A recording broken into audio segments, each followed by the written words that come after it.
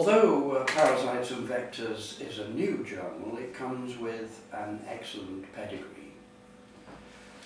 It incorporates two previous Biomed Central journals, the Filaria Journal and Canitoplastid Biology and Disease. And we shall, of course, maintain archives of these two journals from our web pages. However, the scope of Parasites and Vectors is much broader than these two. It will encompass all aspects of parasites, parasitic disease, vectors, and intermediate hosts. Biomed Central has an unparalleled expertise in open access and online publication, so that the process of submission right through to publication is very straightforward and intuitive for both authors and for referees. The final manuscripts will be published in a uniform style so that the visual impact will be high and equal to or better than that in the best hard copy journals. So, why do we need a new journal in this field? There are several broadly based, high quality, hard copy journals, as you know. But the niche of Parasites and Vectors is not only defined by its wide scope, but by the fact that it's open access and online. There are many advantages to online and open access, both to authors and readers. As far as authors are concerned, rapid publication is always important, and we plan to publish online immediately on acceptance. There's no preset limit to the length of articles, and we can include large data sets such as may be derived from laboratory and field studies. We can also include unlimited colour, movies, animations and links to other web pages. Reviews will feature in our journal, and some of these may be derived from the plenary lectures at international conferences. For these we can include the slideshows that were originally included in the lectures at those particular conferences. Rapid publication with open access is obviously important to readers as well. In developing countries where research in parasites and vectors is becoming increasingly important,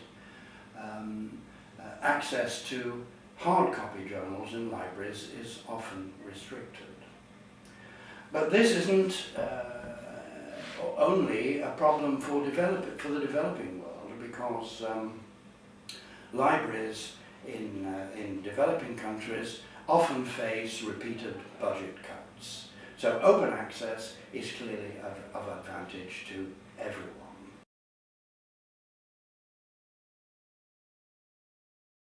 So why would I encourage you to publish in Parasites and Vectors? Well, I've already explained the benefits as I see them of open access and online publishing.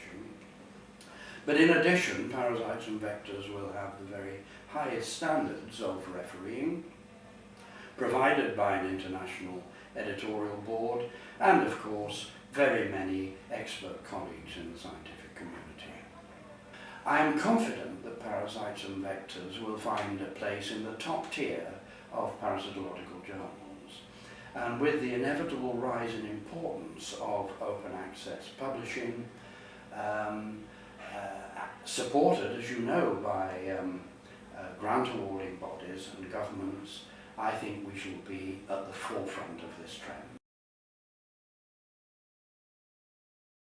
You might ask, how on earth have I found myself in this position? Well, I've always worked in academia, and my most recent post has been Professor of Zoology at Keele University. But for the past 19 years, I have been an editor of the CUP journal, Parasitology. So whatever editorial skills I have learned, I've learned them in a good stable, and I hope to be able to transfer them to my editorial stint in Parasites and Vectors. My research background is in tapeworms. I've focused on two main areas. The first is tapeworm nutrition, and the second is the interaction between tapeworms and their hosts.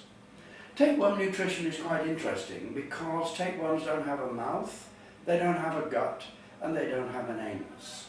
And that means that all movements of materials in and out of the worm must take place across the skin or tegument. And these movements are complex, they're not simple diffusion. They involve transport mechanisms which have occupied my attention for a number of years. I've used the rat tapeworm, Hymen lepis, as a model, and also in more recent years Echinococcus granulosus, which is the causative agent of hydatid disease. The other area that I've taken a particular interest in has been host-parasite interactions, and here the main model that I've used has been a tapeworm called Ligula intestinalis, and I've looked at that stage in the life cycle that lives in fish.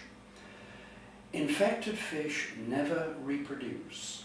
Their gonads remain undeveloped, and this is because of an interference by the tapeworm in the pituitary glandular axis.